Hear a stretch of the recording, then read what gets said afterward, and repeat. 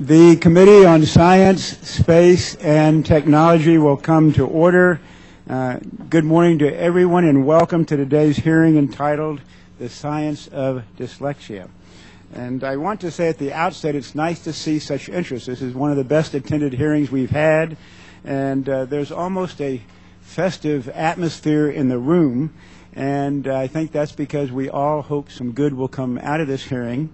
There's certainly a common bond that unites all of us in this room as well, and we have no adverse witnesses, so it all adds up to what we expect to be a very productive hearing. And before we start, too, and before I recognize myself and the ranking member for an opening statement, as much work and effort has gone into this hearing as I think with any other hearing we've possibly had.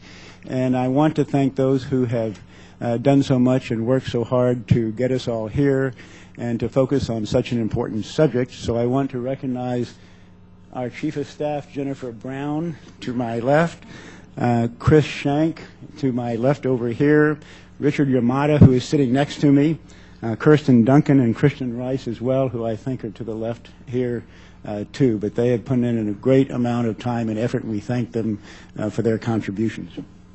Well, welcome everyone to today's hearing on the science of dyslexia. 1 out of every 5 people struggle with dyslexia in its various forms. In fact, it is the most common reading disability in America.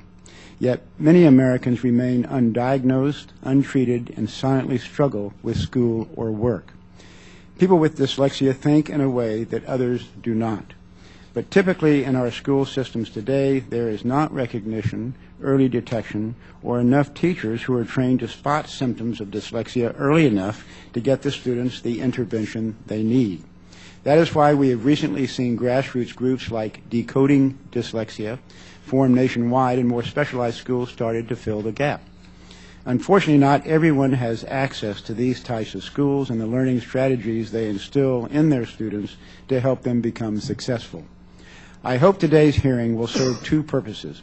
First, contribute to our understanding as policymakers about the neuroscience of dyslexia, and secondly, build awareness of dyslexia's effect on those of all ages if we fail to diagnose it. Some may ask why the Science Committee chooses to tackle the issue of dyslexia. My response is simple.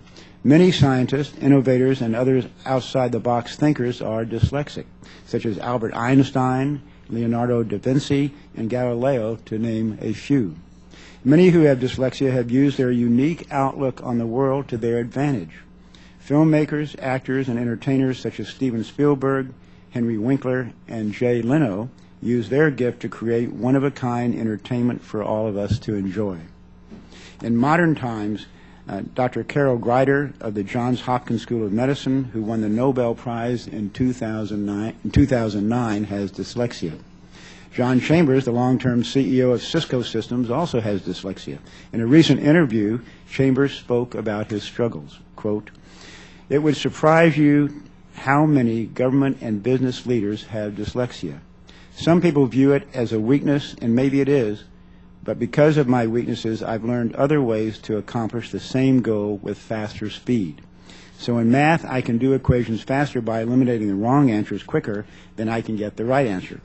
It's one of the reasons I talk to young people with dyslexia pretty regularly. You have to have role models." We need to unleash the intelligence of people with dyslexia like Einstein, Da Vinci, Carol Greider, and John Chambers. We cannot afford for young, talented students not to reach their potential. And I'm glad to see the National Science Foundation fund studies in how astrophysicists with dyslexia view the universe differently due to the visual spatial skills common in dyslexics. In fact, Matt Mountain, the lead astronomer and director of the Hubble Space Telescope Science Institute, has dyslexia, and without objection we'll insert his testimony into the record at this point. Also, the National Institutes of Health is studying the neuroscience of dyslexia, including the work of our witnesses, Dr. Sally Shaywitz and Dr. Guinevere Eden, as well as funding studies on how dyslexic students can best learn.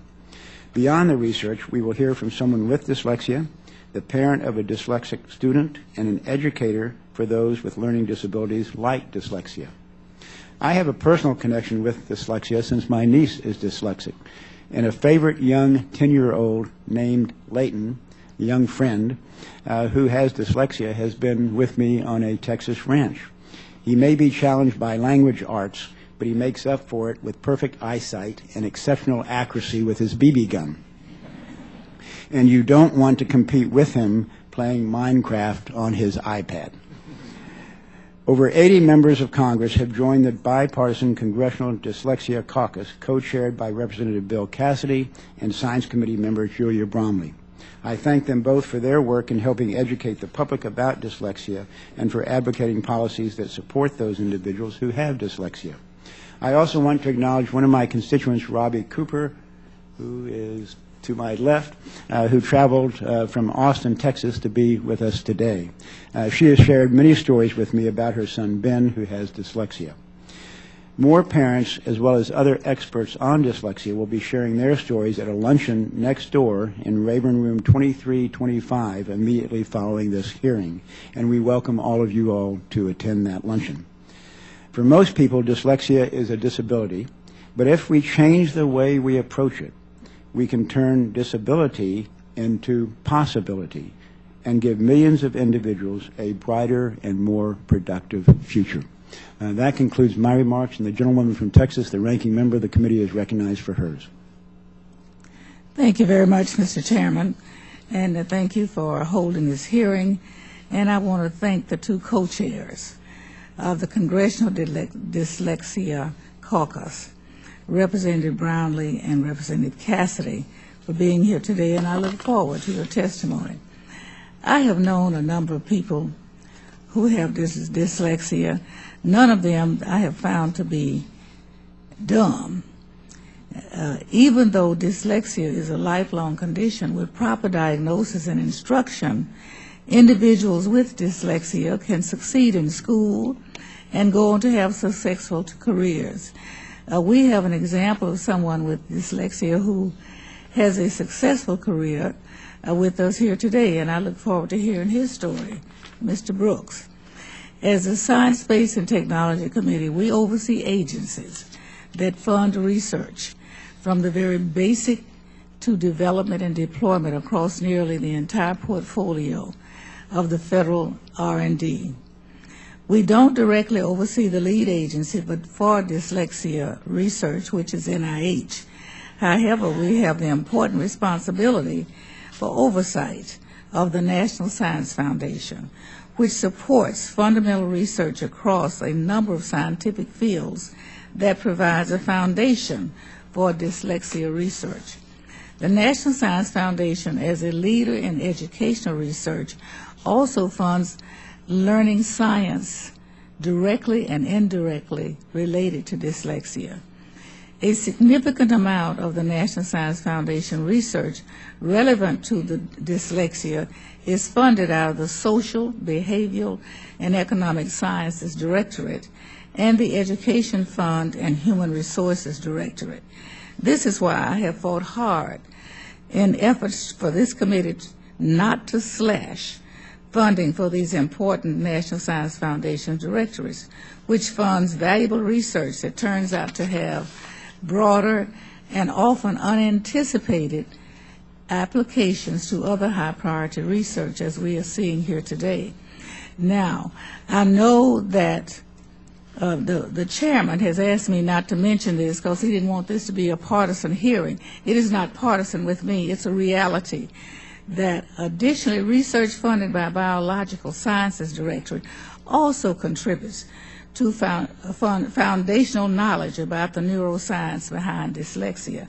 The National Science Foundation's Science of Learning Centers program supports interdisciplinary centers that advance learning research, and I look forward to hearing from Dr. Genevieve Edmond about the Gallaudet University Center, which she is a part.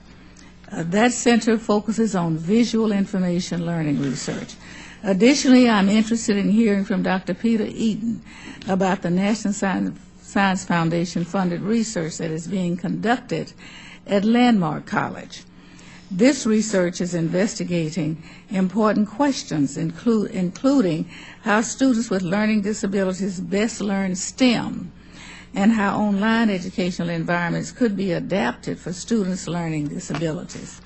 The research has the potential to improve the educational outcomes of students with learning disabilities, including dyslexia, and perhaps for all students. This learning demonstrates how important it is to fund our research agencies at appropriate levels. We have learned so much about dyslexia, but have so much more to learn. Without learning and without funding research into this area, including the funded foundational research that underlines the more applied work, we will not discover the biological basis for dyslexia. We will not create the next generation of treatments for dyslexia, and we will not determine the educational environments and techniques that are best for individuals with dyslexia. I want to thank our witnesses. I'm sorry that Ms. Brownlee had to change her testimony, but I hope we will keep in mind as you make your statements that the only way we reach these goals is to fund the research. Thank you, and I yield back, Mr. Chairman. I think it is safe to say that everyone in this room favors more money for research in regard to dyslexia. It's clearly in the national interest for us to do so. I'd like to recognize our two witnesses, and both are members of Congress, on our first panel. And our first witness is the Honorable Bill Cassidy, who represents Louisiana's 6th Congressional District. Prior to his election to Congress, Representative Cassidy served in the Louisiana State Senate. He also served as an associate professor of medicine at Louisiana State University and taught doctors in training at the Earl Long Hospital in Baton Rouge. Representative Cassidy serves on the Energy and Commerce Committee and is a co-chair of the Bipartisan Congressional Dyslexia Caucus. Representative Cassidy received his undergraduate and medical degrees from Louisiana State University. Our next witness is a Science Committee member herself, Representative Julia Bromley, who represents California's 26th Congressional District. Representative Brownlee began her career in public service as a school board member in California. She also served in the California State Legislature. Prior to her career in public service, Representative Brownlee worked in marketing and private industry. In addition to her being a member of the Science Committee, she also serves on the Veterans Affairs Committee and is a co-chair of the Bipartisan Congressional Dyslexia Caucus. Representative Brownlee graduated from George Washington University and earned an MBA from American University. We welcome both of you, of course, for many reasons, and Dr. Cassidy, if you'll begin. Thank you, Chairman Smith and Ranking Member Johnson, for inviting me to speak, for us to be here for this bipartisan meeting to bring attention to the science of dyslexia. As you said, Mr. Chairman, 20% of the U.S. population is dyslexic. Dyslexia affecting as many as 10 million children, boys, girls, all ethnic, socioeconomic, and geographic regions of our country. It's important to me, as a parent, as a congressman.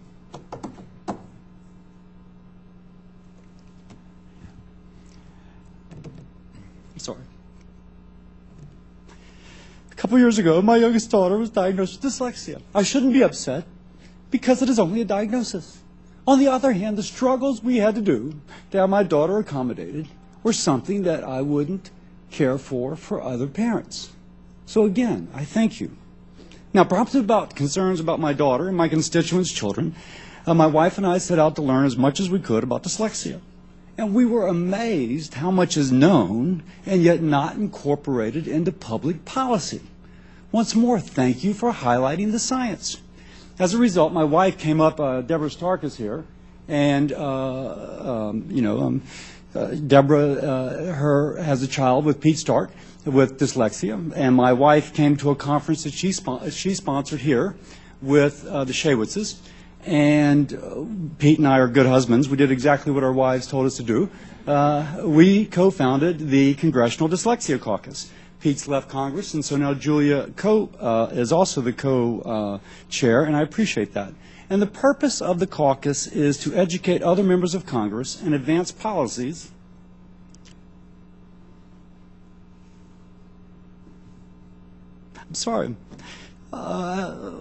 to advance policies to break down barriers felt by dyslexics. Now, I firmly believe by raising awareness of dyslexia, we can change the way we educate our children and assist millions of children onto the pathway of success. Now, part of this is the resolution that the two of us introduced. It urges the House of Representatives to call upon schools, along with state and local educational agencies, to address the implications dyslexia has on a student's education. And we now have over 100 members of Congress on this resolution. Now, dyslexia robs an individual of the ability to read quickly and automatically and to retrieve spoken words easily, but it does not dampen their creativity and ingenuity. As you mentioned, some of the best and brightest among us are dyslexics. A few examples: Charles Schwab and the late Steve Jobs. Now, if dyslexia is identified in elementary school and appropriate resources made available, America can have more teachers, scientists, entrepreneurs, Charles Schwabs, and Steve Jobs. Now, science shows that the reading pathway in the brain of those who are dyslexic is different. MRIs show a specific disruption of the reading system. Those affected need an evidence-based curriculum addressing this reading disruption. Now, unless accommodations are made, the curriculums and trained teachers are applied that correspond to the science of dyslexia, children languish in the classroom. A one-size-fits-all approach does not meet the needs of a dyslexic. Now, for those with money, there are excellent schools in areas of our country where your child will learn to read and have all the opportunities that reading allows.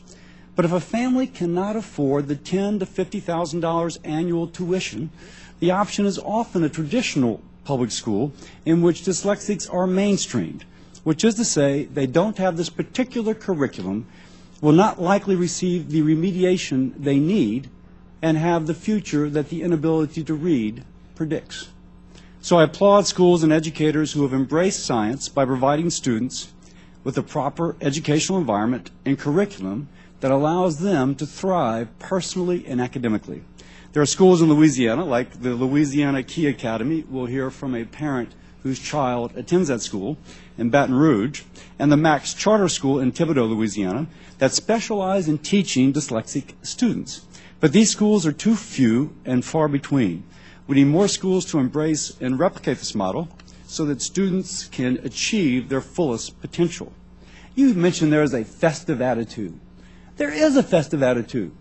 If you're a parent or a child who's had this condition and no one ever seemed to acknowledge it, the science was hocus pocus, they didn't accept it, even though the science is real, you are celebrating that this committee is elevating the status of that science. So I believe that we can come together on behalf of the children we love, the nation we serve, and work on a bipartisan and bicameral capacity.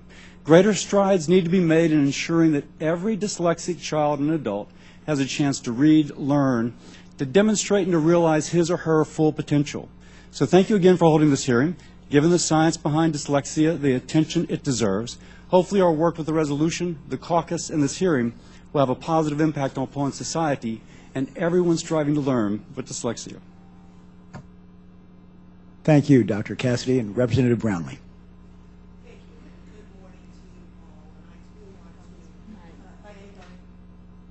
Okay, here we go. Good morning, and I too want to begin by thanking Chairman Smith and Ranking Member Johnson for your leadership and for inviting me to testify this morning about dyslexia.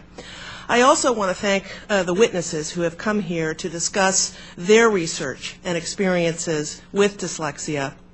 When my daughter Hannah struggled to learn to read in 3rd grade, then 4th grade, and 5th grade, like any parent, I was completely panicked about what to do next.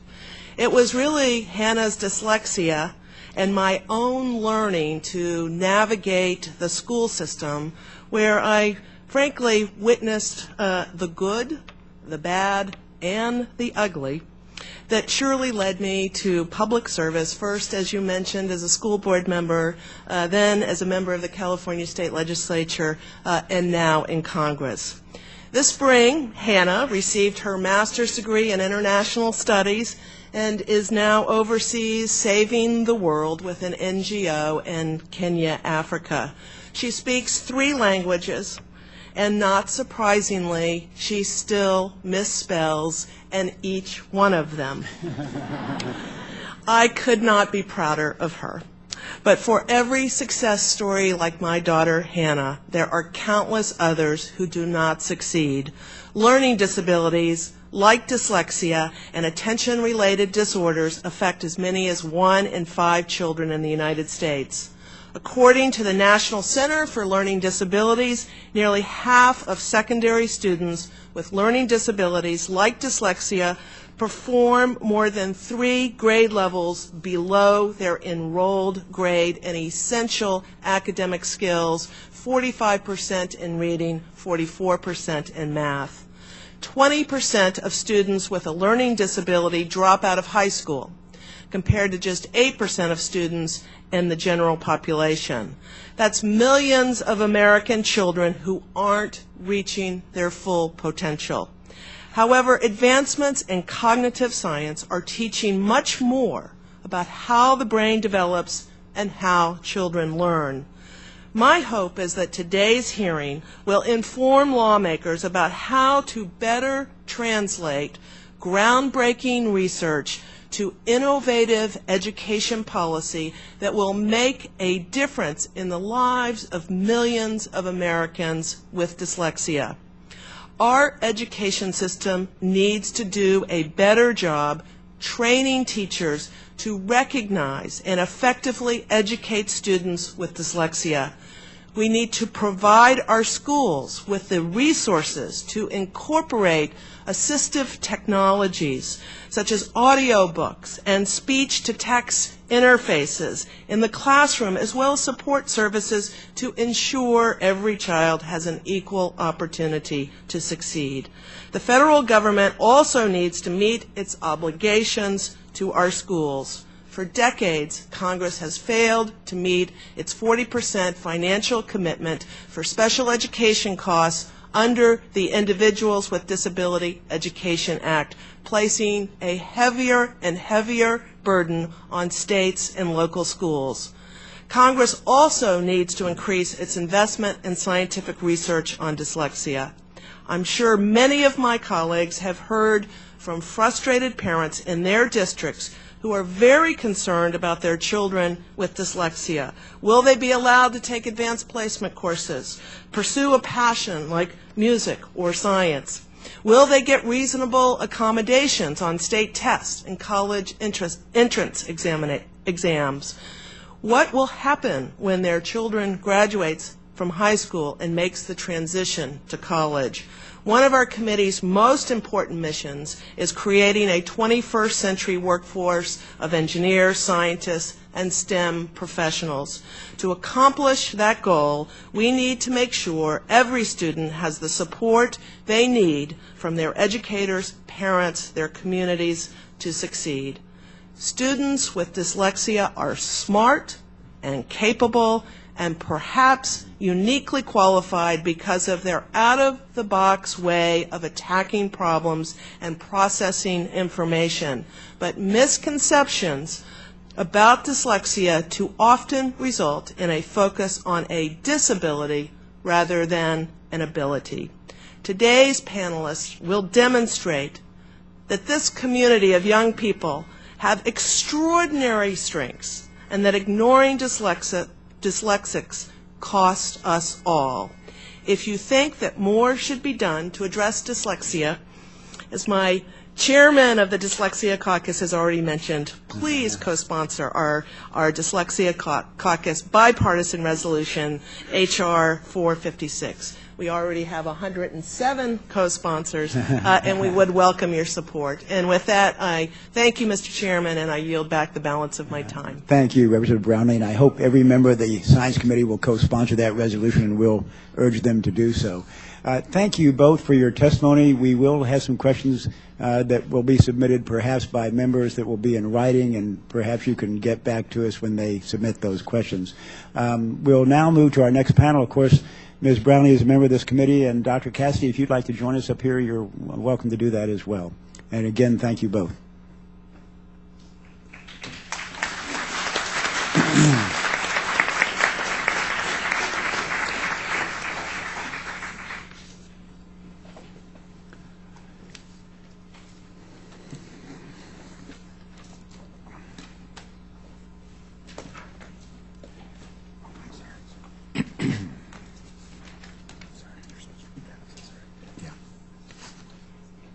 Let me introduce our second panel of witnesses, and our first witness is Dr. Sally Shaywitz and Audrey G. Ratner, Professor in Learning Development at the Yale University School of Medicine and co-director of the Yale Center for Dyslexia and Creativity. Dr. Shaywitz has authored more than 200 scientific articles and books, and together with her husband, Dr. Bennett Shaywitz, she is the originator of the Sea of Strengths model of dyslexia. Dr. Shaywitz is also an elected member of the Institute of Medicine of the National Academy of Sciences. She received her bachelor's degree from the City University and her MD from Albert Einstein College of Medicine.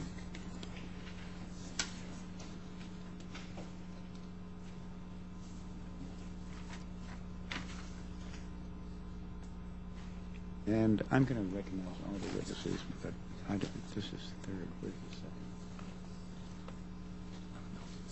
He is the second witness. Our second. Okay. Our second witness is Max Brooks, a New York Times best-selling author, an actor, and a screenwriter. He is known for his popular books, The Zombie Survival Guide and World War Z, as well as for his roles in television shows such as Roseanne, Pacific Blue, and Seventh Heaven. He also worked as a member of the writing team of Saturday Night Live.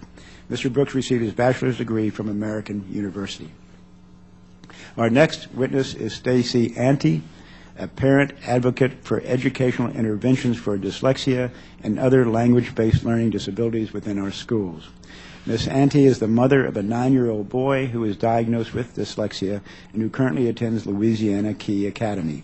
She has been spreading her son's story for the past year to help other families in similar situations. She is a lifelong Louisiana native. Our next witness is Dr. Peter Eden, the president of Landmark College. Previously, Dr. Eden served as the Dean of Arts and Scientist and Professor of Biotechnology at Endicott College, Associate Professor and Chair of the Science Department at Marywood University, and Research Fellow at the Jackson Laboratory. He has also worked as a molecular biologist and Research Project Director at BioMeasure, Inc. Dr. Eden has published more than 20 scientific articles and has received funding for his research from the National Institutes of Health and the National Science Foundation. Dr. Eden received his bachelor's degree from the University of Massachusetts and his PhD from the University of New Hampshire. Our final witness, Dr. Guinevere Eden, is an associate professor in the Department of Pediatrics and the Department of Psychology at Georgetown University and an adjunct in the Department of Pediatrics at George Washington University. She also serves as an advisor of Great Schools, Inc. and directs the Center for the Study of Learning. Dr. Eden previously served as president of the board of the International Dyslexia Association, where she now serves as a director, and on the editorial boards of the scientific journals Annals of Dyslexia and Human Brain Mapping. Dr. Eden received her bachelor's degree from University College London and her PhD from Oxford University. We welcome you all, and Dr. Shaywitz, if you'll lead us off. Good morning, Chairman Smith, Ranking Member Johnson, and other committee members. Thank you for the opportunity to speak with you about the science of dyslexia and share with you the tremendous scientific progress that has been made in dyslexia. In dyslexia, there is an abundance of high-quality scientific knowledge, so that we do not have a knowledge gap, but an action gap. It is our hope, hearing the depth and breadth of the scientific knowledge of dyslexia will alert policymakers to act, and to act with a sense of urgency. Resolution 456 submitted by Representative Bill Cassidy of Louisiana and Representative Brownlee, provides an up-to-date universal definition of dyslexia, incorporating scientific advances in understanding dyslexia, especially its unexpected nature, and represents a landmark in aligning science and education. Dyslexia represents 80 to 90% of all learning disabilities and differs markedly from all others, and that dyslexia is very specific and scientifically validated. We know its prevalence, cognitive and neurobiologic origins, symptoms, and effective interventions. Learning disabilities is a general term, referring to a range of difficulties which have not yet been delineated or scientifically validated. Data from sample surveys indicate dyslexia is very common, affecting, as you've heard, 1 out of 5. Yes, you heard correctly. It is not the prevalence often quoted by schools. Why? The why is the reason we are here today. Schools far too often fail to acknowledge, much less identify, students who are dyslexic. Initial descriptions of dyslexia as an unexpected difficulty in reading are empirically validated, as demonstrated in this slide. Slide, please. In typical readers, IQ and reading track together over time. As you can see on the left, those are typical readers. IQ and reading below it go together. In contrast, on the right, in dyslexic readers, reading and intelligence are not linked, so that a child can have a very high IQ, as you see in the upper line, and unexpectedly read at a much lower level. Dyslexia is a difficulty within the language system, more specifically the phonologic component of language. It is not seeing words backwards. Dyslexia is a paradox. The same slow reader is often a very fast and able thinker, giving rise to our conceptual model of dyslexia as a weakness in getting to the sounds of words, surrounded by a sea of strengths in higher level thinking processes, such as reasoning and problem solving. Reflecting this paradox are many eminent dyslexics, as you've heard Charles Schwab, David Boys, and Dr. Toby Cosgrove, who is CEO of the Cleveland Clinic and a cardiac surgeon. On the other side of the coin, though, are many who are not identified and do not receive evidence-based instruction, struggle to read, and come to see themselves as failures. Converging evidence from our own and other laboratories has identified a neural signature for dyslexia. Slide, please. That is an inefficient functioning of those posterior left hemisphere language and reading systems. Recent data, slide, from our laboratory indicate that the gap between typical, above in orange, and dyslexic readers below in blue is already present by first grade, all the way on the left, and persists. A very clear message. We have to get to these children very early and not wait. Yes, dyslexic children can learn to read and must be taught to read. It is imperative that teachers and parents learn about the powerful science of dyslexia, know how to identify dyslexia early on, and provide evidence-based methods to teach dyslexic children to read. We must not give up on teaching reading and limit a child's future options. Education must and can be aligned with science. We must ensure that scientific knowledge is translated into policy and practice, and that ignorance and injustice do not prevail. We know better, and we must act better. I cannot look into the face of one more child who has lost faith in himself and the world. I cannot look into the face of a child's father who is desperately trying to hold back tears. I cannot hear once again about how a school told a mother, "We do not believe in dyslexia." As shown in this next slide, An iceberg is 90% underwater, with only 10% visible. Similarly, in dyslexia, we hear about the 10%, like Max Brooks, who have made it. Let's not give up on the invisible 90%, still underwater, asking, indeed begging, to be helped. I am optimistic, though. Once this committee is aware of the strong science of dyslexia, educators will want to align their practices and policies with 21st century science. It's good for the children, their families, and our nation. Thank you. Thank you, Dr. Shaywitz. And Mr. Brooks. Thank you, Mr. Chairman. I was asked here to talk about what it was like being dyslexic. I'll say that for me, first let me just say that I didn't prepare a statement, because the last time I tried to read aloud from a prepared statement, my whole 5th grade class laughed at me. So, thank you. So I'm just going to be brief and speak from the heart. Dr. Shaywitz asked me to come here and talk about what it was like, and I will define it in one phrase that my teacher used to say to me in elementary school, which is, you can do it, you just don't want to do it. Now, I grew up on the west side of LA in a very expensive private school. I had the best that the system could give me, and it wasn't enough.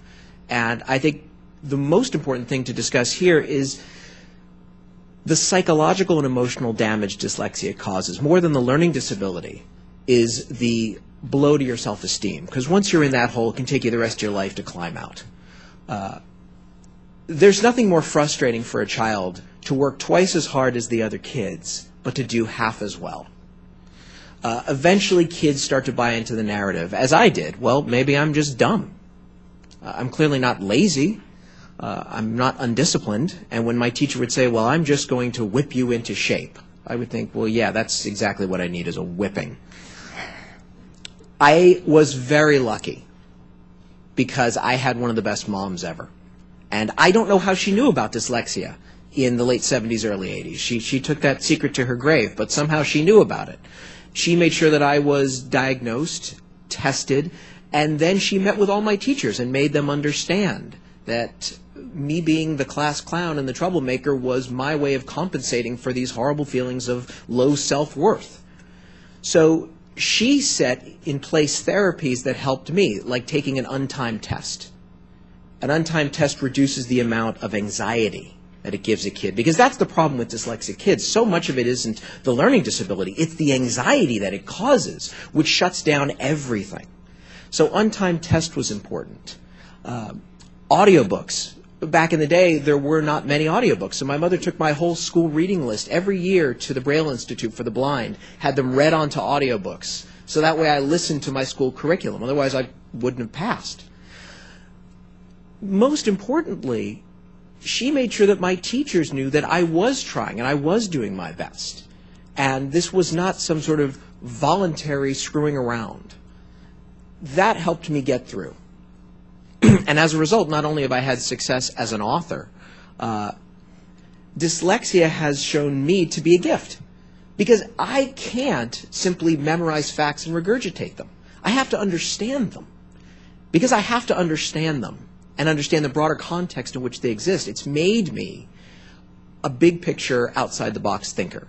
And that manner of thinking has got me invited to speak at places like the Naval War College and West Point, hurricane rehearsal of concept drills, the U.S. Army's Vibrant Response, and a few strategic studies groups that I don't think I'm allowed to talk about here. It is a gift. And we can turn so many of these kids around, because that's the problem, is that they start to believe, well, if the system has no value with me, I'm going to have no value for the system. I'm going to drop out. And they fill our streets and they fill our jails and they suck off the system for the rest of their lives because they don't feel they can contribute. And all we need to do is identify it and recognize it at the early level. And we can turn these kids around, as we've all discussed. These are the creative thinkers. These are the engines of what we used to call Yankee ingenuity. How many Einsteins do we have sitting in our schools right now staring out the window because they think they have nothing to contribute? That's all it takes. And look, I understand as a member of Congress, you have people coming to you every day saying, listen, we have a problem, and it will cost you $500 million a day. This can be solved, and it's one of the few problems you face as a member of Congress that can be solved easily and relatively quickly. Thank you. Thank you, Mr. Brooks. Ms. Ante. My story is simple. I'm not a medical doctor or a PhD. I'm just a mom that's here to try to explain the daily challenges that my 9-year-old faces who struggles with dyslexia, with the hope of just bringing awareness. So every child that has it, whether they're diagnosed or undiagnosed, can understand. Dyslexia often prohibits my son from having the ability to match sounds with the alphabet. This impacts his reading, his spelling, and his speaking. It's not a sign of poor intelligence or laziness. In fact, my son is exceptionally bright and very intuitive. He's creative, he's very tender-hearted and loving. In kindergarten, I noticed something was a little bit different with my son. He had a harder time with things than normal children. He was not able to rhyme or even understand the concept of rhyming. This continued throughout kindergarten. I had him tested, I brought him to a reading clinic over the summer between kindergarten and first grade. He started first grade, and all the teachers told me the same thing. He's a boy, he'll get it, he just learns. Boys tend to get it a little slower, but he'll have it by Christmas. Christmas came, Christmas went. He didn't understand the concept still. He started first grade, and first grade is where our real trouble started. He became very anxious about going to school. He didn't want to read out loud in front of all the other children. He became very frustrated. The 20 minutes of homework that he would have would turn into 2 to 3 hours every night. One sentence where he would have to read, where it would normally take a few seconds, would take him 5 to 6 minutes because he had to sound out every letter of every word and then try to blend it together, which he couldn't hear the sounds to blend them. From there, it turned into tears for both he and I, because we sat there for hours until he went to bed trying to figure out how to get him to be able to do his homework. In mid-October of his first grade year, his teacher said, I'm seeing some red flags. You might want to have him tested for dyslexia, which I did. I struggled with my insurance company to have him tested, and they told me that he couldn't be tested until June, which was 8 months away. The longer that I waited for him to be tested, the further behind he was going to get. So I decided to pay out of pocket and have him tested. And he was given the diagnosis in December of 2011 that he was dyslexic and he had developmental coordination disorder. He started speech therapy and occupational therapy a few times a week. He also got tutoring. He had already failed for first grade, because if you fail reading for the first grade, you fail the entire year. So we knew he had failed by the third semester of first grade. He would come home every day and ask me, Mom, why am I so stupid and no one else is? And as a parent, how do you look into your 7-year-old's child's eyes and reassure him that he isn't stupid? He just thinks a little bit differently than other people. He would never read out loud, and his self-esteem plummeted.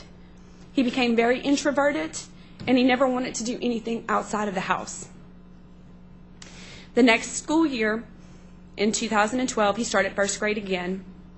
He had an AB average because he had already had all the material previously.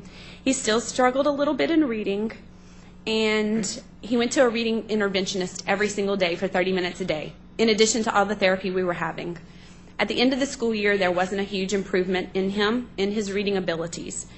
And I thought, why am I paying all these thousands of dollars in tuition when the school really can't help my child? It doesn't have the resources to help it. They tried to compensate for his needs, but they weren't able to correct anything. He didn't fit into the normal mold that all the other child did, and at that time, they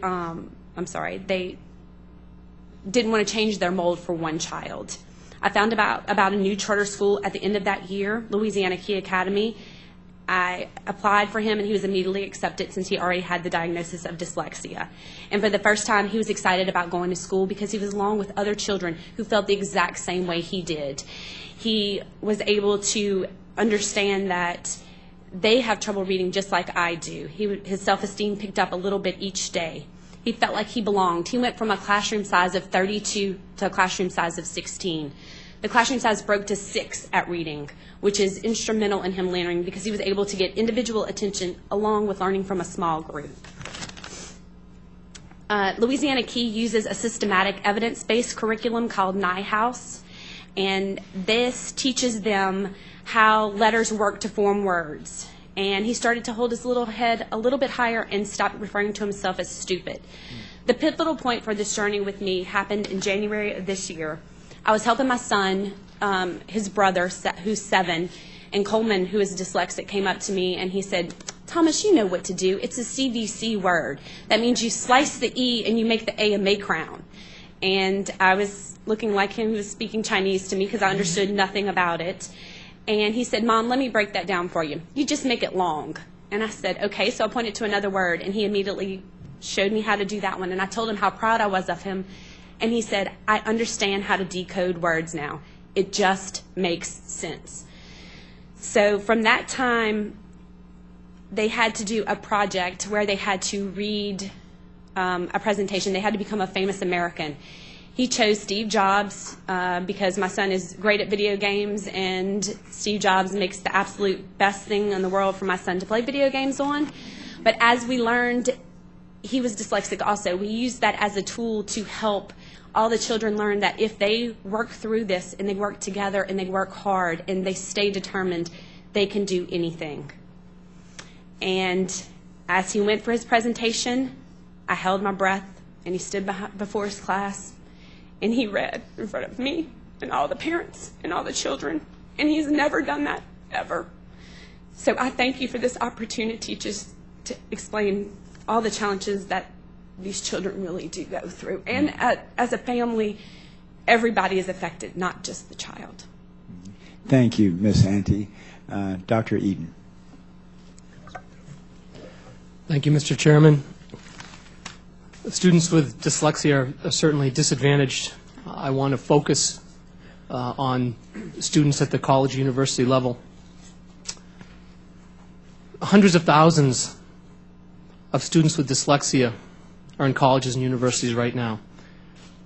And there are many, many more with other learning disabilities and learning difficulties such as ADD or autism spectrum disorder. Most students with dyslexia cluster in two-year colleges. And while the majority received accommodations in high school, very, very few receive accommodations in college. When they do, it's typically an extended time for a test. One rarely finds comprehensive support models and programs in higher education, let alone a dedicated program like Landmark College, which focuses only on students with LD, such as dyslexia. This is only going to get more challenging when one considers the reality of online teaching and learning, which is here to stay. The standard modalities we use in education today in online education will only exacerbate these challenges for students with LD, such as dyslexia. We need more adaptive learning elements. We need more quality assurance when teaching and learning in an online milieu.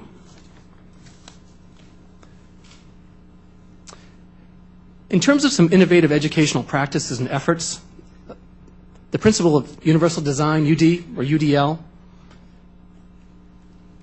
gives us great promise and hope.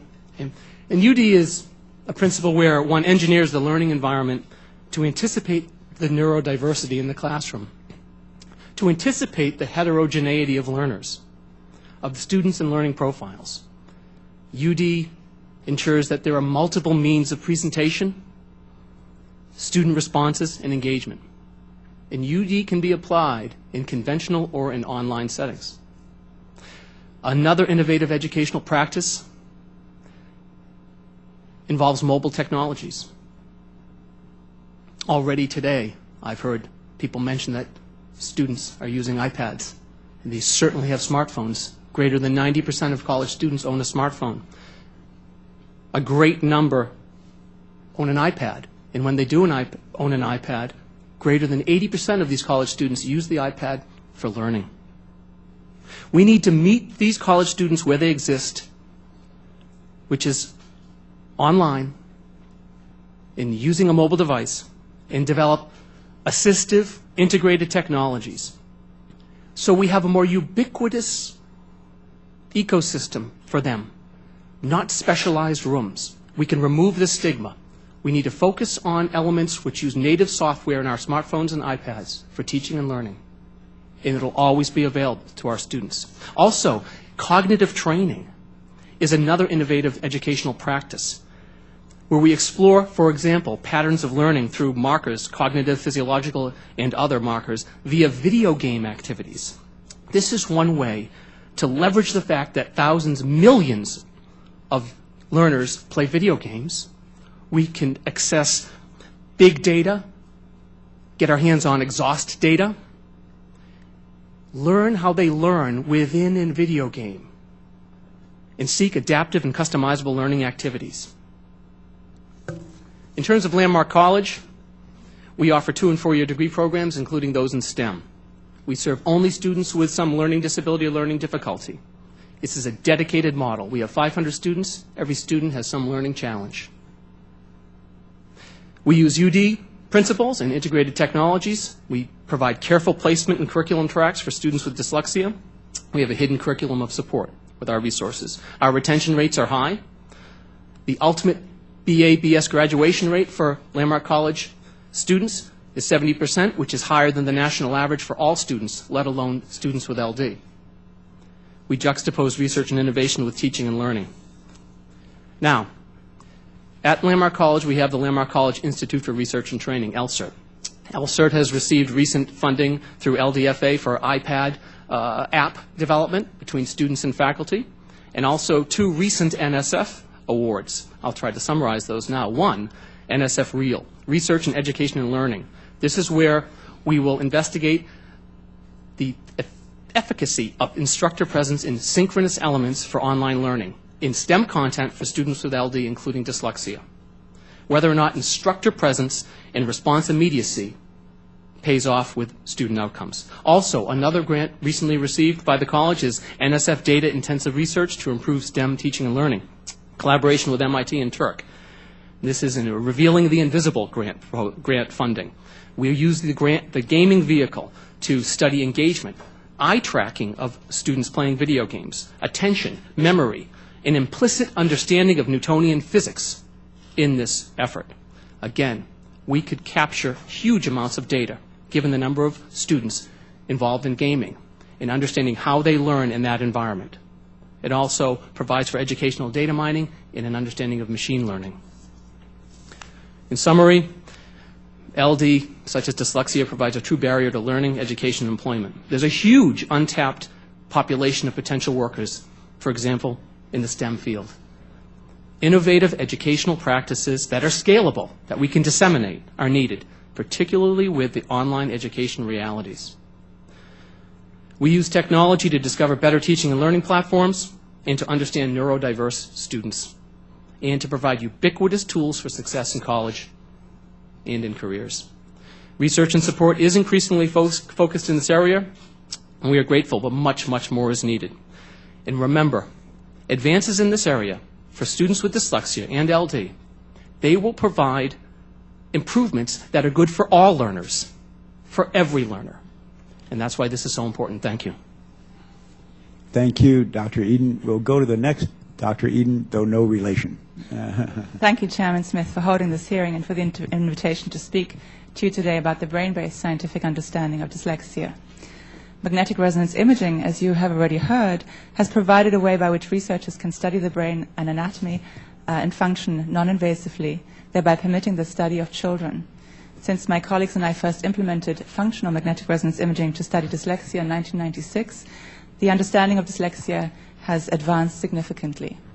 Reading stands out in cognitive neuroscience. It is a uniquely human skill and cannot be ecologically simulated in animal models. At Georgetown University, we use functional MRI to study the reading brain in action, the developmental trajectory of reading, the difference in people with dyslexia. We have examined skills other than reading noted to be affected in people with dyslexia to evaluate which underlying brain differences are causal to the reading problems and which are not. We've begun to investigate males and females separately, since our findings in girls and women suggest that the brain mechanisms for dyslexia may in part be sex-specific. We have examined the impact of intensive reading intervention and learned that adults with dyslexia not only make gains in reading, but exhibit plasticity, as demonstrated by increased brain activity. Intervention also results in growth in brain tissue. As such, reading gains in dyslexia are brought about by complex physiological and anatomical changes. The main challenge for our research is determining the etiology of these brain-based findings. And researchers across the country are tackling this very question. Molecular mechanisms have been probed by examining MRI scans in children with dyslexia for the chemicals that support communication amongst brain cells. Also, studies have been conducted in people who are carriers of dyslexia-associated genes to better understand the gene-brain relationship. Here, animal models have been very useful. Mice, specifically bred to carry dyslexia-associated genes, are studied to determine how these genes operate at the cellular level, thereby filling the void where human research is limited. Together, these NIH-supported studies have improved our understanding and raised awareness for the complexity of dyslexia. How can these findings be translated? We now know that learning to read, as my first-grade daughter is doing at this very moment, eventually leads to substantial changes in brain anatomy and brain function. Will brain imaging allow us to identify dyslexia in pre-readers, or forecast who might benefit from intervention, and of what kind? Neuroscientists are working on these possibilities, and imaging data are proving indicative of future reading outcome in dyslexia. Factors constraining these efforts are mostly technical in nature and could be surmounted by technological advances, such as those envisioned in the President's Brain Initiative, potentially allowing for observations at the individual as opposed to the group level and in younger children. A continuing barrier in the field is the distance between academic research and educational practices. Research is published in specialty journals, which are often inaccessible to those who operate as educators in the field. Teachers may therefore not be implementing the approaches that have been proven to be successful by rigorous research studies. Conversely, researchers are at risk of pursuing theories that are not relevant to real classroom settings. Some agencies have addressed this problem.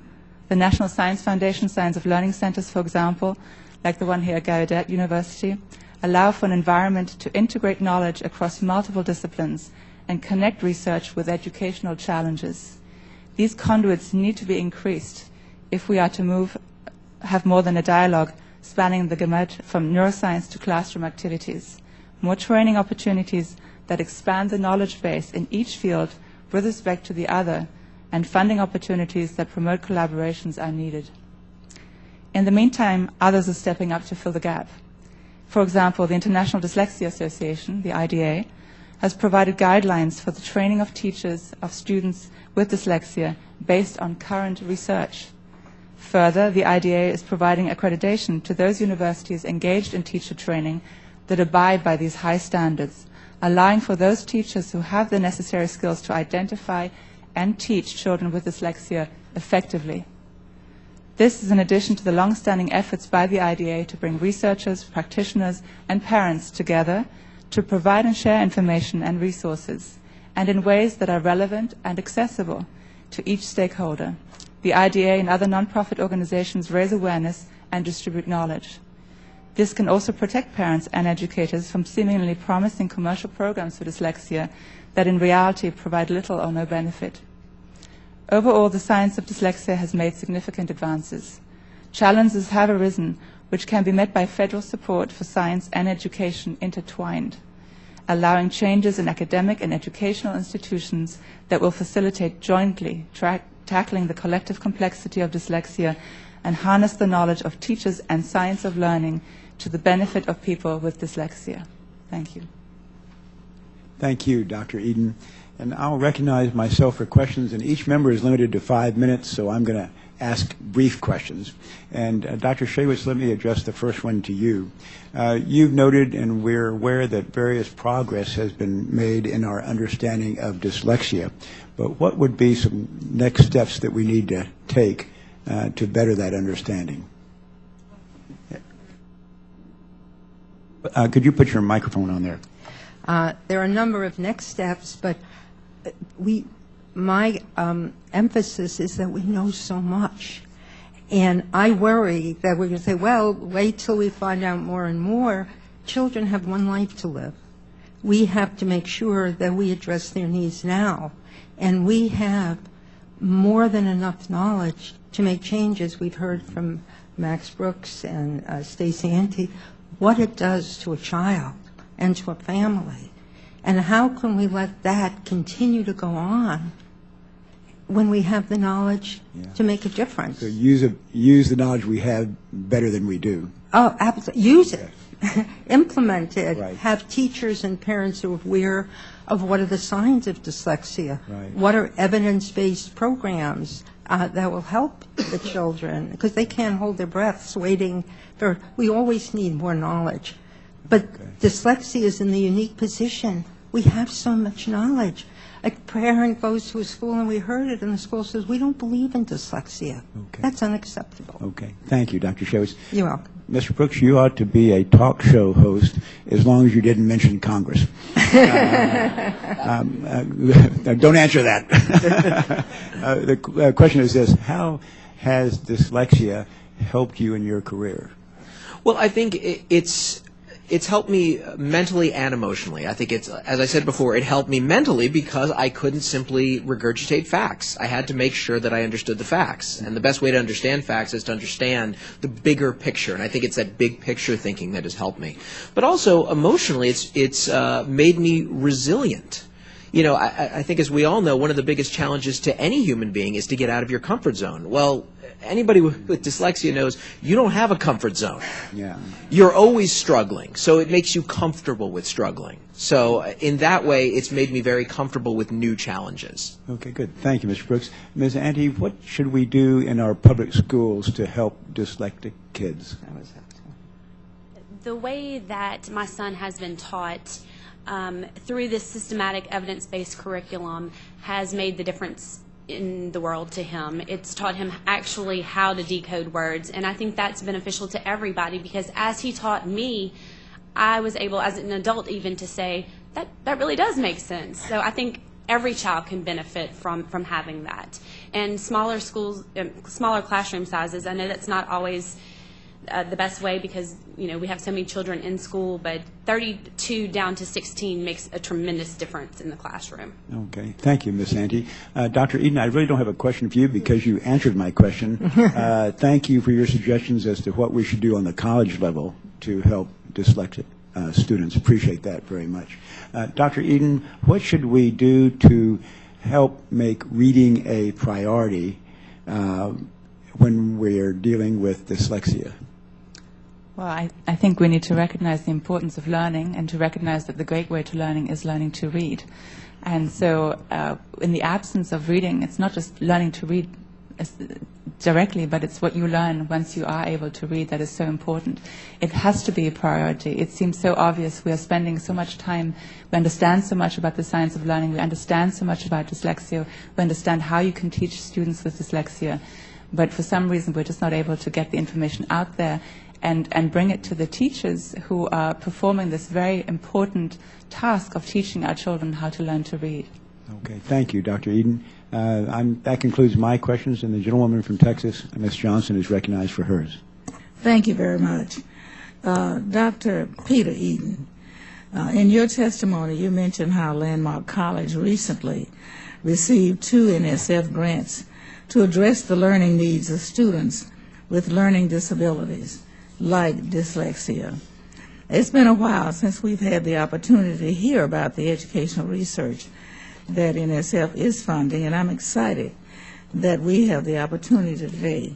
Would you please elaborate on that research grants and that Landmark College has received, and how that research has led to any type of results for the individuals? Absolutely. These particular grant proposals were awarded just within the past few weeks, so we don't have the data yet. However, it's very, very exciting to embark. Both are at least 3 years in duration. The first NSF award, the real research and educational learning, It focuses on, in an online learning environment, with the topic of statistics in the STEM field, students with LD, including dyslexia. Will they benefit from instructor presence in a synchronous, not an asynchronous fashion? Asynchronous means in real time, right there.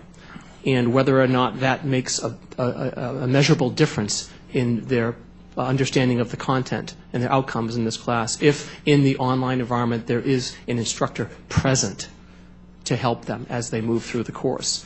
And this will be invaluable because you see the proliferation of online courses for all learners in understanding the efficacy of online STEM courses, whether or not we have a synchronous element with response immediacy in an instructor right there to help them with the content or not. And that will be determined through this grant proposal. The other is the proposal in collaboration with MIT and Turk.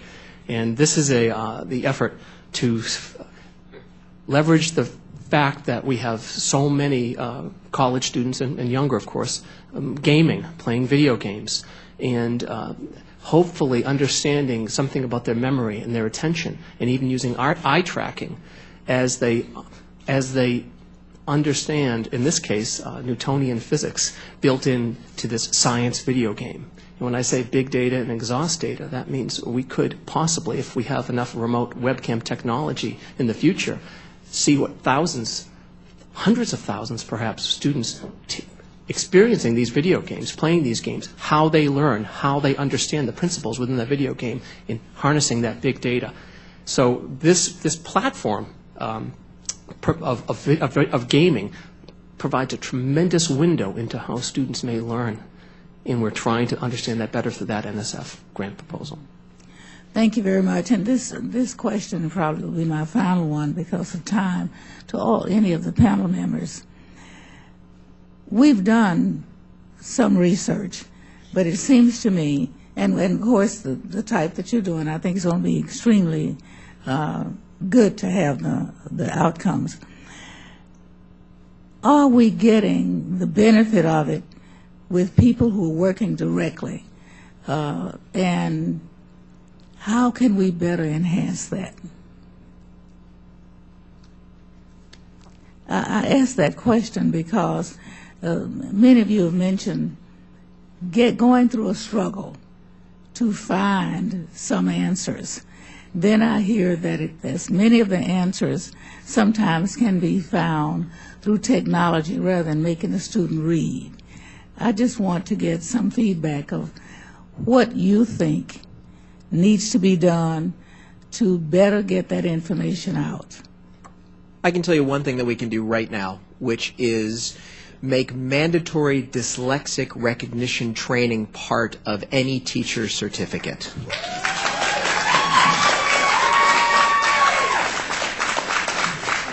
No. You had bingo. Yes, because look, we make our policemen take mandatory racial sensitivity training. Why not make our teachers take mandatory dyslexic recognition training? So maybe they can recognize that the class clown or the troublemaker or the kid who stares out the window is actually compensating for dyslexia. We have all these new solutions and all these solutions that keep coming, but none of that is going to help if we don't get the kids to the solutions in the first place. So that's the first step. Thank you. My time has expired, but anybody else can comment. Normally we don't encourage audience participation, but today it's appreciated. The gentleman from Indiana, Dr. Buchan, is recognized. Thank you, Mr. Chairman. My daughter does not have dyslexia, but she did have a learning disability.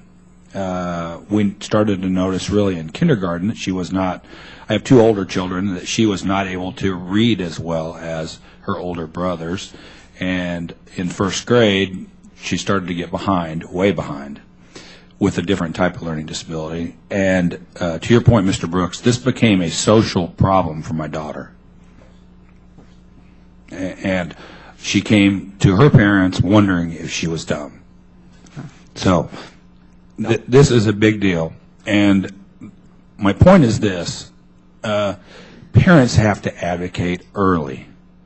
The system does want to help, but But I always think all the time, if she didn't have parents there advocating right then, we got her tested, we found out what her problem was, she got specific direction. Again, she does not have dyslexia, but she had another she had a short-term memory thing. It's like, tell her 7 items in a row, most kids her age could regurgitate 5 or 6, she could only remember 2.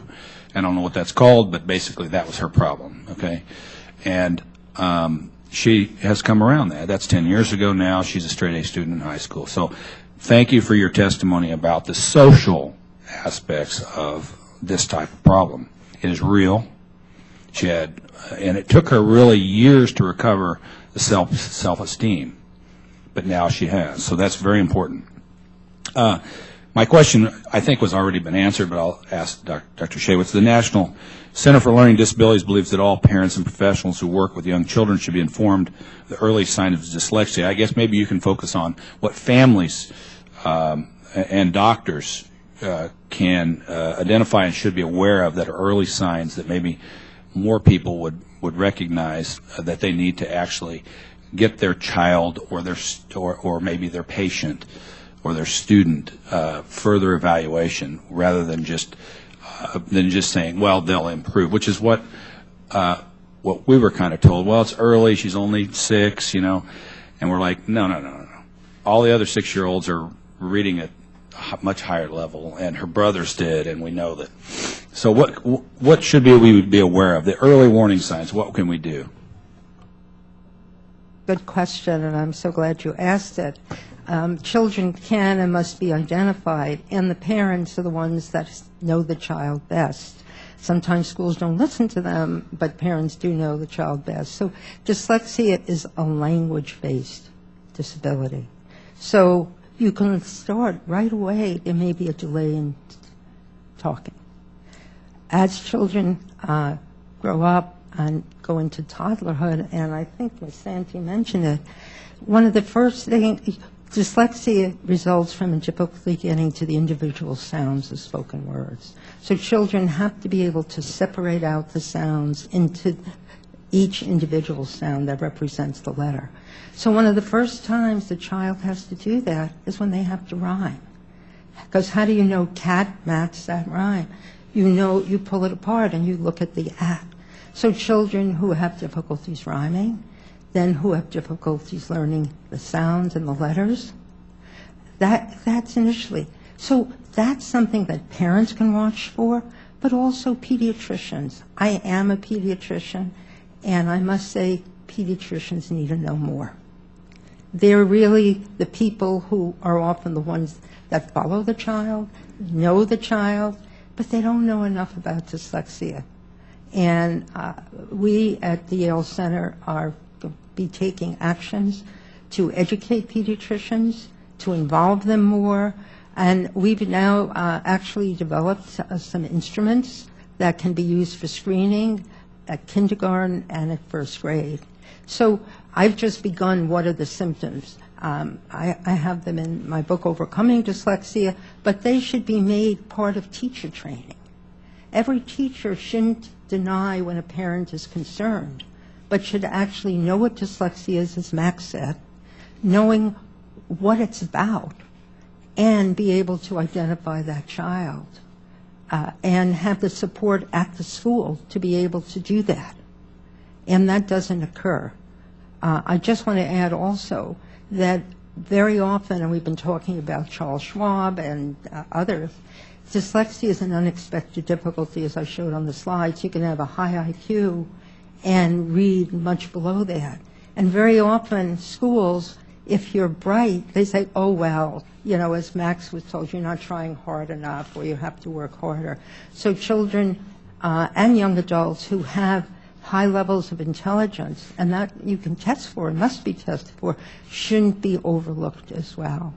Thank you for that question. You're welcome. And I just want to say it again, it's not, in my opinion, I've got 4 kids. Anyone who has children knows. We could tell when she was younger. And we were advocates because we had experience. I would implore everyone to, as a parent, to be an advocate. And the last thing, and then I'll yield back, Mr. Chairman, is that anyone had kids also know that when you're in kindergarten and first grade, the social status starts to develop of where you fit amongst your peers. It's very, very early. It's much earlier than that even. It's in so to wait it can do a lot of damage. I just want to add that data hot off the presses and our laboratory show that that gap is there by first grade. And it's just not acceptable to want to wait and watch. That's waiting for failure. And just to reinforce what you say, children know who's in the Sparrows reading group and who's in the Eagles reading group. They do. And you can't fool them. You can't. So that early identification, that should be mandatory. The teachers have to look for the signs. Children need to be evaluated, and they can be, and then get the evidence-based instruction that they require, because you can turn an unhappy child into a happier one. But if you do it early, you don't have to go through that unhappiness. Thank you, Mr. Chairman. I yield back. Thank you, Mr. Buchan. The gentlewoman from Oregon, Ms. Bonamici, is recognized for questions. Thank you very much, Mr. Chairman, and thank you so much to all of our witnesses for being here today. It's been a very informative hearing. I appreciate it. First, I wanted to start by telling Ms. Ante, I had to go to a meeting during your testimony, but I have read your testimony, and you said you were just a mom. That's a very important job, so thank you so much for bringing your story. And I serve not only on the Science, Space, and Technology Committee, but I also serve on the Education and Workforce Committee. I don't take off my education hat when I come here. Also don't take off my science hat when I go there. So I'm looking at this from both perspectives, and I just want to say, Mr. Brooks, I have many times questioned whether our national overemphasis on standardized tests is inhibiting creativity, and you certainly answered that question for me. I've had a lot of meetings in my wonderful district in Oregon with some of our Decoding Dyslexia Oregon parents, and they, along with all of you, understand that there have been so many advancements in research, in technology. I'm just looking at the Intel Reader, for example. There have been a lot of things that have been done. We find here in the Capitol that oftentimes the technology is ahead of the policy, right? And so I wonder if you could, I'll start with Dr. Shaywitz, if you could talk a little bit, you mentioned evidence-based programs, so important. So I'd like you to focus on what are some of the evidence-based programs, and then also I want to have time to talk about the early indicators. And Mr. Brooks, you got great applause to your suggestion that there be the mandatory recognition training for teacher certification, but there's a lot of teachers who are already teaching. We need to get to them as well as to the new teachers. So Dr. Shaywitz, could you please talk about what are some of the evidence-based practices that we should be promoting? Thank you. I'm happy to do that. But I think first it's important to differentiate evidence-based from research-based. We often hear people saying this program is research-based. Research-based, evidence-based means that there's proven efficacy. Research-based simply indicates there are theoretical suggestions, but does not provide evidence that the program is indeed effective. Evidence-based programs are akin to the level of evidence the FDA requires before a medication can be approved for use. Many, many theoretical research-based approaches, when tested in the field, prove to be ineffective. Our children's reading is too important to be left to theoretical but unproven practices and methods. We must replace anecdotal and common but not evidence-based practices with those that are proven, that is, they are evidence-based. And that goes for programs to teach children to read, for programs for professional development, and programs that colleges of education use when they're teaching future teachers. So there are a number of evidence-based programs, and they have in common that they reflect the knowledge we know about reading. Right. That they go back to teaching children about spoken words, about pulling the words apart, attaching them to the letters. In 1998, Congress became very concerned that there seemed to be an epidemic of reading problems and mandated that a national reading panel be constituted to investigate what methods and approaches have evidence. I was honored to serve on that panel, and that came out with the report of the National Reading Panel, which indicated that the components that are necessary, and they include not only phonemic awareness and phonics, but also vocabulary, fluency, and comprehension.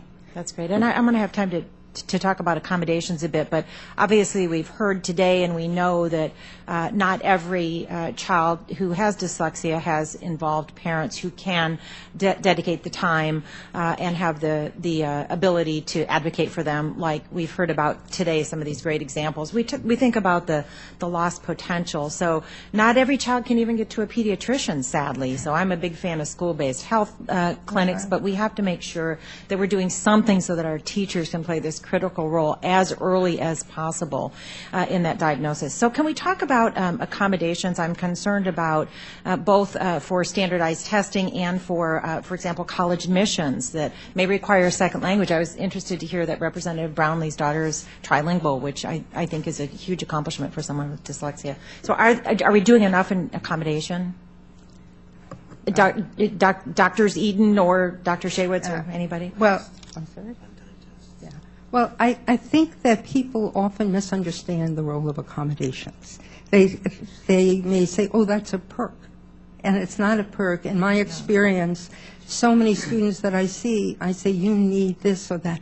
Oh, no, I'm so afraid if I have accommodations, I'll stand out. People will either think I'm not so smart or I'm gaming the system. In truth, dyslexic people often can learn to read fairly accurately, but they don't read automatically or fluently. So it becomes very effortful.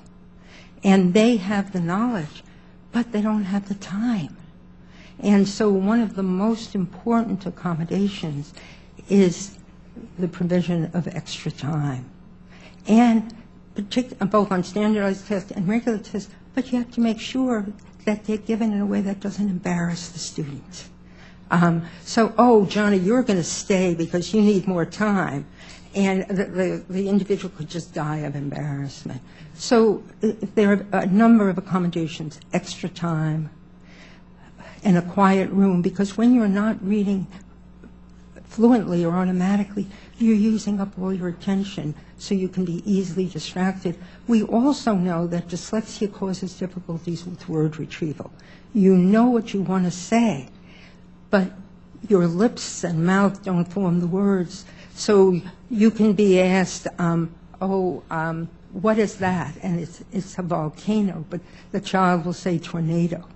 So teachers have to know that children who have word retrieval difficulties maybe shouldn't be given oral exams, particularly in front of others. And technology can be helpful as well.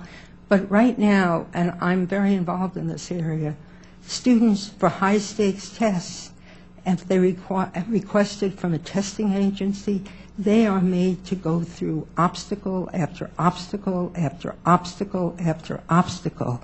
And so many give up. I know a brilliant woman who wanted to go to law school, but she kept getting rejected for accommodation. She didn't go. We're missing out on potential. Lost potential. And my time has expired. I yield back. Mine has. Thank you, Ms. Bonamici. The gentleman from Arizona, Mr. Schweikert, is recognized. Thank you, Mr. Chairman, and to Mr. Brooks. I think you may have accomplished something no one else has ever done. That's the first time we've had an outburst of applause, I think, in the Science Committee. And I don't know whether I'm creeped out by that or I'm overjoyed, but that's a different discussion. To actually try to get to something a little more serious, because we're actually in an interesting inflection point in much of this discussion about, do we need more science, do we need more research, or do we need more carrying out what we know? And Professor Shaywitz, in your opening statement, I want to make sure I was listening carefully. You shared that you believe we know substantially the protocols that break through. We just don't carry them out enough. Was I listening appropriately? You were, but I would want to add something to that. And that, again, is what Max referred to. If a child isn't diagnosed and identified, we can know the protocol, but they won't get it. No. I'm one step behind that. I'm assuming let's say I have a student population, and we have our young people, we have them properly diagnosed. The optionality of having a place where they can go, where they can receive the type of instructions that would work for them. Evidence-based instruction, but there's evidence too that the teacher plays an important role. People who have studied different reading programs have found in the hands of different teachers the same program can have varying results. So it gets back to the teacher becoming knowledgeable and not only knowing the program, but having a toolbox to use to individualize.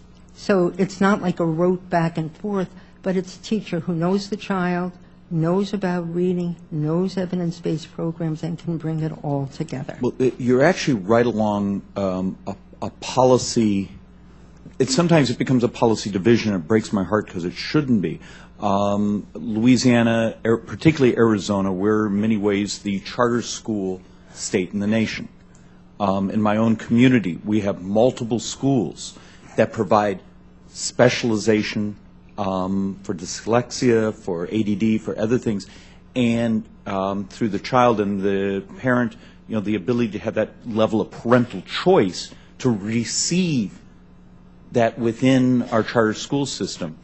And in some ways it breaks my heart that I know there's many parts of the country where just that even as a discussion is uncomfortable. So in some ways I was elated to be hearing your words that if we can identify, get the child in the program, great things can happen. Now I need more of the embracing of those programs around the country. Yeah, absolutely. And I just want to add one other thing. I've had the privilege of visiting the Louisiana Key Academy. And what you see here is, again, what my colleagues here have spoken about. It's the whole child that gets the attention and support they need. We've heard about the shame and the frustration. So what happens when you're in a school that totally understands and embraces you instead of pushing you away, you get the reading instruction. But at the Louisiana Key Academy, the phys ed teacher, I've met him, programs for those students understands. Kids are not told you're not trying hard enough. But they feel good about themselves and they learn. So you have to have the whole child in mind. Yeah, and at one point, Massey and I here were geeking out on trying to do the statistical probability of having 2 doctorates with the same last name. and not related, correct? We almost have the number, but we're still working on it. He's the guy who went to MIT. So, but within Dr. Eden's discussion, actually a little bit of both of you, we have great technology, we have some great knowledge, but having great data when you haven't built the robust systems to carry it out. And I'm hoping that they're embracing your data at his university to carry it out for your information to produce more people like Mr. Brooks, who I forgot to bring my book because I wanted an autograph. and very last thing, Mr. Chairman, your book, it was actually recommended to me by someone who specializes in conflict resolution around the world. And his premise, unlike the movie, was saying, look, this guy wrote what he thinks would happen in different cultures, and somehow you broke through with that. So with that, Mr. Chairman, I yield back. Thank you, Mr. Schweikert. The gentlewoman from Maryland, Ms. Edwards, is recognized for her questions. Well, thank you, Mr. Chairman, and thank you very much to our witnesses. As I was sitting here and I was thinking, to moms and dads, as a mom of a child who has a complex of disorders that are dyslexic, dysgraphia, those things, I remember the challenge of just trying to get both the school system early on to recognize what I knew as a parent when he was a toddler and ready to go into kindergarten. So complexities with the school system, then trying to get the health insurance system to recognize that I needed help to be able to pay to make sure that he could that my son could be tested, and fighting with them actually for a couple of years until finally I actually just said, you know what, I'm not going to pay my mortgage this month because I'm going to pay for him to be tested, because I couldn't wait another 4 months or go into another school year knowing that I knew that there was a problem and I couldn't get the system really to listen. And the best thing that I did was to go to the lab school here in Washington, D.C., and to have my son tested, and then to be able to figure out how to work from first grade on to get him the kind of interventions and tools that he needed to be able to be a success. Listening as a parent to educators saying, well, here are the list of things that he's never going to be able to do. Not be able to read, and not be able to, he'll probably never go to college, so maybe you should think about some kind of skill. I had educators tell me that as a parent. That happens all the time. And I just said, not my child on my watch. And when I think about parents and the challenges that they have with these various systems to be able to fight for their children, I just want to thank you all for being here today and sharing with us, because now as a member of Congress, going into so many classrooms where children are set aside and, they have a, some sort of, challenge that doesn't allow them to pay attention in the kind of way they need in the classroom, but they're struggling, and instead they're described as disruptive and unruly, or they're not paying attention in the classroom. And I think how many millions of children we have around this country, and that's what's happening to them. And I want to ask you, particularly as it relates to African American children, and we, focus a lot of attention, especially by the fourth grade level, where we see those gaps. Well before then, I know it with my son, by the time he was tested going into first grade, the intelligence gap in his and the performance and reading gap was so significant. It wasn't until I saw the chart that I realized what was happening with him. And so I want to know what it is that we really can do with all of these systems to help to have them integrate what needs to happen at the earliest level, at the pre-K and kindergarten level, so that we don't lose these children through 12th grade. And so any of you who can, share with me, our good doctors about what we can do, because I don't want another parent to have to forego a mortgage payment because the health insurance system doesn't step up so that they can get their child tested. I'll just say something quickly. I think from an emotional and a social point of view, I think the chairman at the very beginning of the session already brought up an amazing solution, which is role models. And that's something that the African American community already has the drop on, as far as kids feeling good about themselves. And this is something that's very important. When I was a kid, there were no role models for dyslexia. The only one they knew about was a pole vaulter, which made me think, well, that's great. If I want to spend the rest of my life jumping over things with a stick, that would help. But I think there needs to be an accessible national database of successful people with dyslexia in all the fields. So that's the first thing you can say to a kid. So the first thing when a kid of any background says, I'm dyslexic, then we say to them, yeah, you and Einstein. Doctor? I would just like to go back to this issue of the fact what we already know, and the fact that much of what we know isn't being practiced and implemented in the reality out there.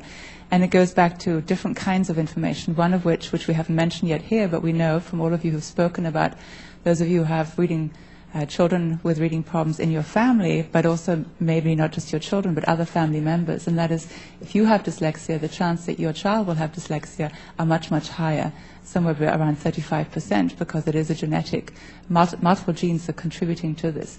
So we know who the children are who are likely to have reading problems when they're very small, if they have it in their family. The kinds of tests that tap into children's oral language skills, like phonemic awareness, that are measured like rhyming, the way Dr. Shewich just described, those tests are out there. They're standardized tests. They've been out there for years. They're in the classrooms. They could be there. They're just not being used. They're not being used because probably somehow the person who should be using them hasn't been taught how to use them, and then doesn't know what to do with them, and then doesn't know what to do next. So there's a lot of research, and I think this is the sort of general frustration that we're feeling here, is that there's a lot of knowledge amongst those who are familiar with these tools that they can be used to identify children early and then to teach children early. And teaching children with dyslexia isn't radically different from teaching other children to learn to read. It's many of the same principles. It's just that their delivery has to be different. It has to be in smaller groups. It has to be more systematic. Use other techniques to enhance specific and emphasize specific areas. But it's not like these are children who have to learn completely differently. And so what I think what we are hearing here is this concern that teachers don't have these tools. And we hear this when you go to a conference like those hosted by the International Dyslexia Association. You hear the dialogue between teachers and people who are in research and who do reading research, and the teachers say, well, we didn't know that. Nobody taught us that at the schools, and we just don't know that. We didn't know we have these tools to evaluate reading or to help them to become skilled readers. So the biggest problem is making these things available and making sure that the people who are using these tools are using them in a way that they were intended to be used, so that the children who they're being used for can benefit from it. Thank you, Mr. Chairman. My time long expired. Thank you. Thank you, Ms. Edwards. The gentleman from Kentucky, Mr. Massey, is recognized. Thank you, Mr. Chairman. Dr. Shaywitz, I think you helped us all by dispelling a couple myths early on, and you were the first to present one of the myths I think you dispelled, that this is centered in the visual cortex, and instead it's in the center where language is. Or one of your charts aptly demonstrated this is not an IQ deficiency. What are some of the other myths that you think we should dispel here today? See why he's next to me? I need help. I think there are a number of myths. One is that dyslexia isn't real, that it doesn't exist.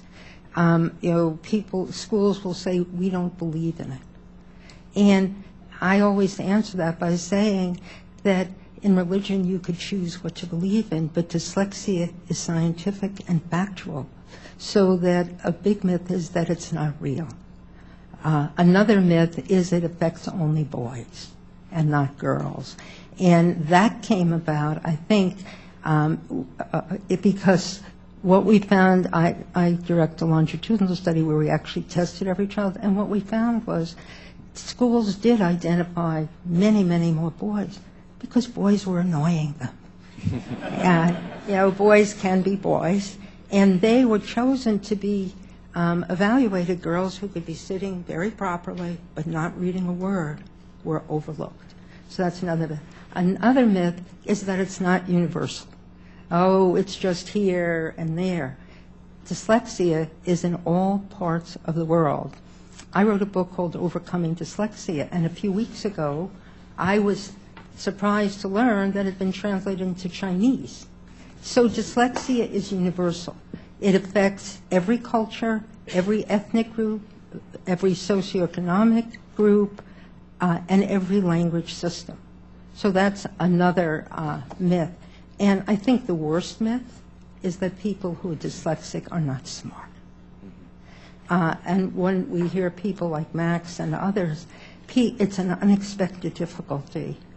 And so that means, as we've had such great examples, very bright people can be dyslexic. And I, for one, don't want to hear anymore, well, he's dyslexic, but he's smart. It goes together. Why should that be a but? So I think the belief that people who are dyslexic aren't smart is really one of the most harmful and inaccurate. Thank you. Well, let me ask one of the smartest guys on the panel here, Mr. Brooks, my next question then, because he's helped to dispel that myth. I know my kids are a fan of your work. One thing that I wanted to ask you, I know we've focused on children and teaching here and identifying this early, but obviously there are adults who never got identified, or there are folks like yourself who were identified and the learning was adapted, for your condition. What do you carry into adulthood that you still have to cope with? You mentioned sort of humorously that you weren't going to read your statement, but what are the things you have to cope with still, in spite of the care that you received or teaching? I would say that most of my books are very research based. which means that when I do my research, the challenges are anytime there's a new word, anytime there's a new phrase, so I have to deal with new technologies, new cultures. It's always a challenge. And what I learned in school I still take with me, which is what I do when I have to read, is I listen to the audiobook with the hard copy on my lap. So that way I'm taking in the information verbally, but then I'm underlining everything in the actual book. So then when it's over, I don't have to go back to the audiobook. I have the hard copy with me. But research is always tough, and it always takes me longer. So I still struggle with it all the time. In fact, whenever I have a book that's about to come out, I always hire a fact checker to make sure, because my self-esteem is still iffy, to make sure I got everything right. And like in World War Z, I got your weapon systems right, Chinese politics right. There was a sporting goods store a block away from my apartment, put it on the wrong street. I got it wrong. So I'm always aware. This is a question for anybody that cares to answer. To what extent do you think sometimes parents delay the testing because they are worried about a stigma associated with their child for being diagnosed with dyslexia? They want to hope that their kid can stay with the mainstream or whatever and doesn't need any special attention and the stigma associated with that. Do you think that factors into the delay in identifying this any? I like Mr. Brooks' recommendation that teachers all, that's a requirement of their certification. But what could we tell parents? Ms. I'll answer this.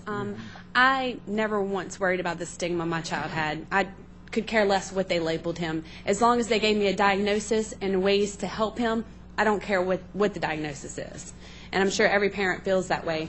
As far as the stigma, he already had low self-esteem because he couldn't read in front of everybody else. So the fact that he got pulled out for untimed testing, it didn't hurt his self-esteem any more than it already was. So I don't think the stigma has anything to do with it, personally. All right, that's good to hear. Well, my time has expired. Thank you, Mr. Chairman. Thank you, Mr. Massey. Let me thank all of our expert panelists today. You have contributed much to the subject, and it is just wonderful to hear all your stories and all your observations as well. I really do think this is one of the best hearings we've ever had, and so appreciate especially your participation. And I'd like to thank everyone in the room as well for helping to make this hearing a success. Final reminder, when you go out into the hall, turn left and join us for lunch and further discussion about dyslexia. Thank you all again for being here, and we stand adjourned.